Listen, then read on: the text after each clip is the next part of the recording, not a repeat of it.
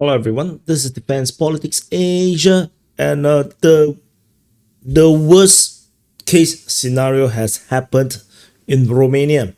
So I have covered the Romanian situation, the Romanian presidential election situation, and the worst case scenario is that they will just simply ban Calin Georgescu from participating in the re-election because the election was cancelled. So the election have to be done again. And the fear is that the powers to be, whoever hidden power that is actually guiding the hand of the government of Romania, is worried that they're not going to prevent Calin Georgescu from winning, and the only way left is to either take him out or is to prevent him from running. And it looks like taking him out might be a little bit difficult because there's always there's this unspoken rules or law in political combat.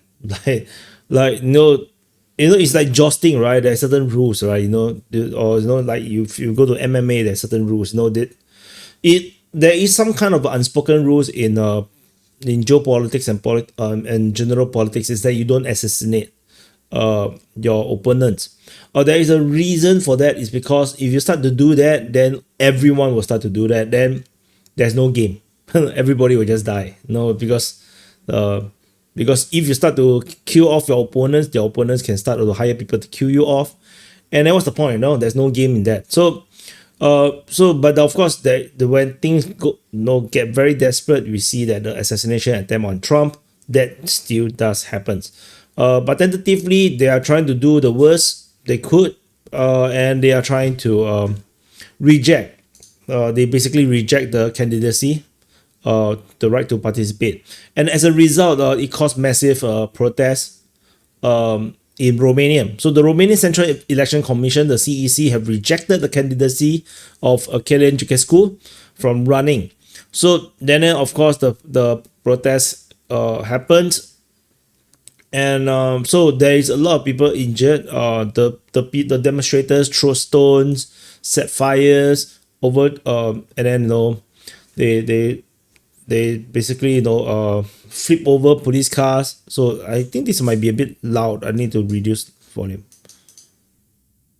There's no sound. Is there sound? Oh, I didn't hear anything. Is it me? Oh no.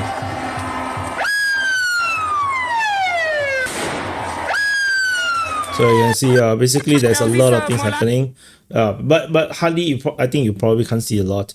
So they rejected this, and basically I would say, just like what Georgescu has categorized the division. I think democracy is dead in Romania, unfortunately. So under the rule, he still got 24 hours to file an appeal, which the constitutional court will have 48 hours to make a decision, which is 100% they are going to reject the appeal. Like, it's for sure they're going to reject it. They cannot let him run. He's going to win the election, and with all this drama, 100% he's going to win. Even people that was sitting on the fence is going to vote for him, because no one likes to be told what to do. Nobody like authoritarianism, and all these attempt to block independent. He's not even a political party. He's basically independent candidate from running. Is going to get more people to support him. So there is a lot of. I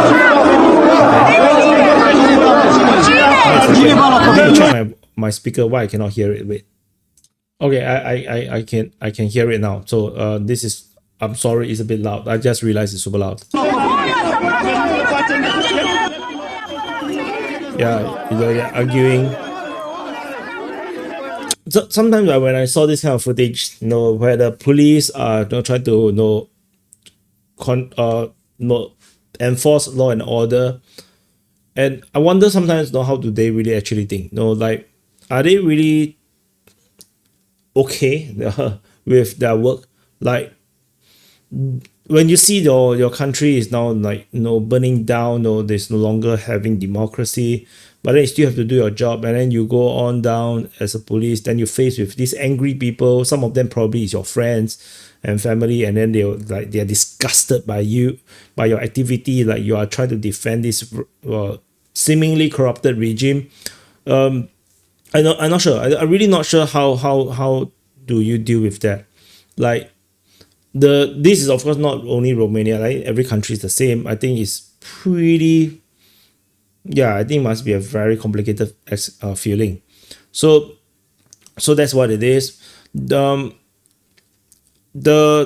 there is some they are flipping over a car of a local news station. Okay, then there is injured and reports. 500 people over 500 people who participated were identified by the police. So I think maybe I just zoom in. So over 500 people has been identified by the police. 13 of the policemen were injured. 4 of them is still hospitalized. So a lot of situation right now. So among the protesters include football ultras who rip up pavement stones and throw at the police, along with eggs and plastic objects. And so a typical I'm not sure what's there to see. Like you can see the standoff. So the journalist basically is just behind the police. You can't really see anything. Yeah. So yeah, this is disappointing. And so this is another article talking about the same thing. So the Central Electoral Bureau, the BEC, voted against the validity. Only 4 in support. So there's 10 members, 4 actually voted in support of his candidacy, but 6 voted against. So and the I think the reason they said he cannot was that let me see. Is it here? No, it was in a different article. They say that he did not follow certain rules. Yeah, he said that he did not meet the requirement of legality as he violated the obligation to defend democracy, which is a total nonsense. No, like it's really nonsensical. Like they just making shit up, and then they just say that he's not qualified to run now, and a direct blow to the heart of democracy worldwide. So Calin Georgescu basically message things. There's some support coming here and there around the world. The Vice Prime Minister Matteo Salvini said that they first announced with post-open election that he was winning, then arrest him, then exclude him from the elections for fear that he will win. So this coming from an Italian Prime Minister, that's pretty heavy. Of course, the AfD say that is in support of him, saying that we are witnessing the biggest electoral fraud in the history of EU. This no longer has anything to do with democracy, which I also have to agree. Unfortunately, these crazy things. So we look at Calin Georgescu's Twitter. He has been pretty active on Twitter. He basically shared some of these tweets that is coming around in support of him. So Europe cancelled more elections than Russia. Europe is under a dictatorship, and so daily Romania, the candidacy is rejected by the EB, the Electoral Bureau. 10 votes in favor, 4 against. 10 votes in favor, 4 against. So it's 14. I'm not sure if this is read. I'm not sure if this is correct. I thought it's a 10 member. We just read it's 10 member, right? I remember we read 10 members. 10 members BEC, 4 in support. So this is actually wrong. It's 6 versus 4. So he can still appeal it, and then you can see all these things that was being shared. So it's kind of interesting also that all right wing people are pretty much more or less the same. They all seem to be supporting more or less the same candidates all around the world. And honestly, I would say that I'm center right. So I do identify with a lot of this, for me, like, this is unacceptable. Like, you cannot use any excuses, basically, this is the subversion of democracy. Yeah, this is just what it is. What else did he post? So this is already his official tweet. A direct blow to the heart of democracy worldwide. I have one message left. If democracy in Romania falls, the entire democratic world will fall. This is just the beginning. It's that simple. Europe is now a dictatorship. Romania is under tyranny. And this is almost like what Trump is saying about Europe. Like, the Trump administration has been very critical about Europe. And this is probably just yet another one of this episode. So there is this massive battle right now. If you come out in the macro scale, beyond of just let me add some colors. You probably might not see me.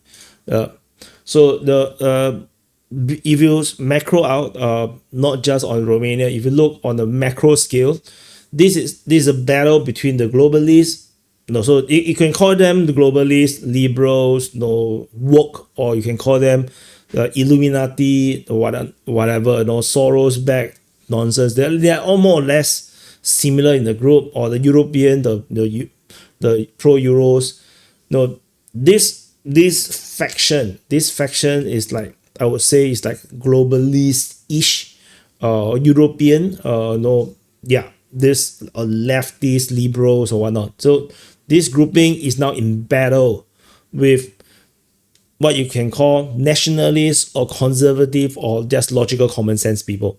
So maybe even pro-democratic people, because whatever this is not democratic, and it's unfortunate though, because if you look at how communism works, is that how communism grows is that people become more and more exclusive. They start to take away people's rights, and they blame the elites as evil people. They take away their power, kill them off, whatnot. But then eventually, even all these people that have been leading the charge would then also be destroyed. And slowly, this just narrows and narrows and narrows, and they become more and more authoritarian. They all start with we want to fight for the rights of the people, the poor, and then we must take from the rich. We must take from the bourgeoisie, and basically these people hoarded all the wealth. You need to give to the poor and the powerless. But then eventually, these elites in this party or this grouping will start to become authoritarian themselves and start to kill off anyone, or take out anyone that would present a threat to their justification for rule. And we basically is saying something similar. It's like a proto-communism that's currently happening in Europe, where it's not about the communist ideal. It's simply whatever ideal works for them to stay in power, and they will just take out anyone that presents a threat. And we see this in Germany. We're now seeing this in Romania, and it almost succeeded in the United States as well. So it's just shocking developments all around. And also there is also some intriguing developments with all around this thing, is that there's this guy called Potra. So this Potra guy, Huratul Potra, he is now being wanted for calling for rebellion against the government. So they are now trying to arrest him. He basically released a message on the WhatsApp group calling for coup d'etat against the globalists. And then now all Romanian must boy, and then they call for their colleagues, friends, and whatever to fight for the country, not for another country. Apparently, this is being directed to the mercenaries that was fighting in Congo. And you will be future democratic body of the Romanian army. If you are not able to do anything, who will? So ask them to fight. And then more on that is that he also put it on Antenna 3, a public audio message telling people to come out with their weapons, arrest those that carry out the coup, and no, all this basically asking people to overthrow the government. The police is now trying to arrest him, and I did try to search up on him. He is a very extraordinary guy. He's basically the Prigozhin. If you know Prigozhin from the Ukraine war, Prigozhin is Russia's. He was the head of Wagner Group. This guy is like the Prigozhin of Romania. So, and very, very rich and powerful guy. He dealt a lot in mercenary work. He knows a lot of fighters and whatnot. Have links with the Chechen fighters, and yeah. So basically, he's definitely something that is trying to either working with Georgescu, or he's hijacking Georgescu's platform and use it as an advantage to pursue his own objective, be it nationalist or is it for himself. So that is also something that's happening. And lastly, in Romania, because of all these things has happened, they are now proposing even stricter rules on social media. I've already reported on some of these crazy rules that Romania has put for their elections. Now they're going to make it even worse. So now they say that this is a proposal, it's not confirmed yet, but they want the very large online platforms to basically censor anyone that they believe is posting harmful contents.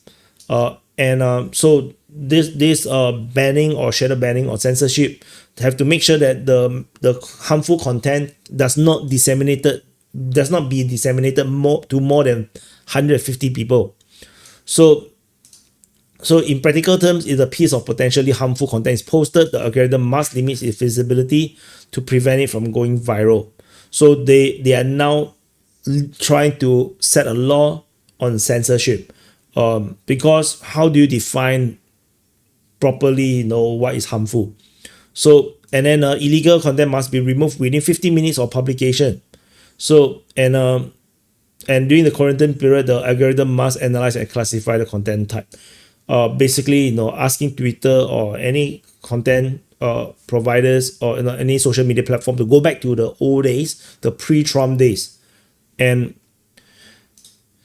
basically, if 30 days after the law enactment, state institutions validate more than 30% of user reports of illegal and harmful content on social media, the provider will be fined 1% of its turnover.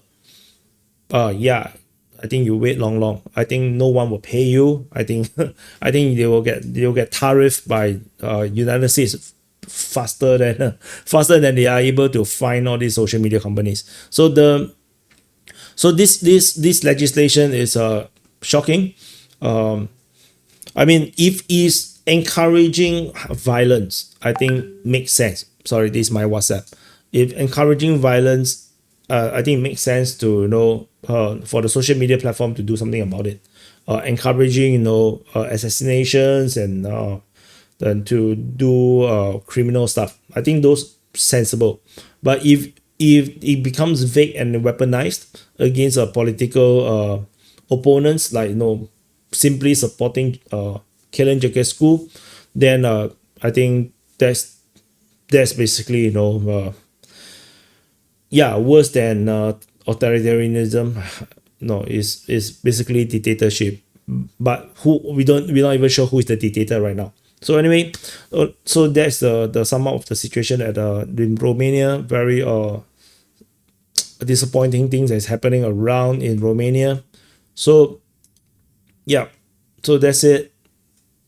This is the Romanian episode, and happy birthday to you if you are birthday today. And celebrate yourself. The Romania is not important. Just enjoy yourself. And thank you for watching. Press the like button. Subscribe. This is a DPA news channel, and I'll see you guys in the next update.